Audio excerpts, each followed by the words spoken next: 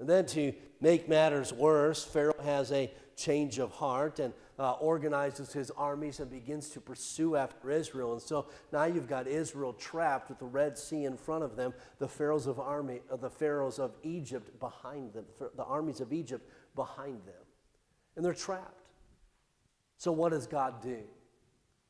God parts the Red Sea. If you read back in the book of Exodus there, you read about the parting of the Red Sea, and God opens up the Red Sea, and they walk across on dry ground. The Pharaoh's armies chase the children of Israel through the Red Sea. Israel gets across. God closes the Red Sea, and the armies of Egypt are destroyed. I mean, you think about this. They'd seen God perform tremendous miracles in Egypt through the 10 plagues. They just watched God open the Red Sea and then close the Red Sea. They are now parked at Mount Sinai, and Moses has gone up into the mountain to receive the 10 commandments. And what does Israel do?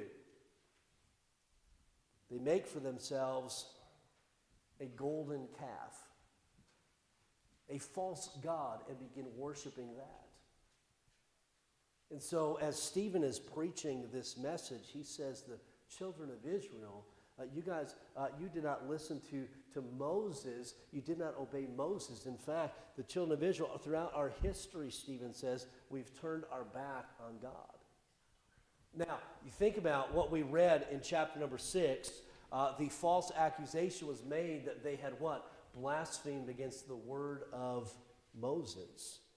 And Stephen gives testimony here that they had not obeyed Moses' law throughout their history.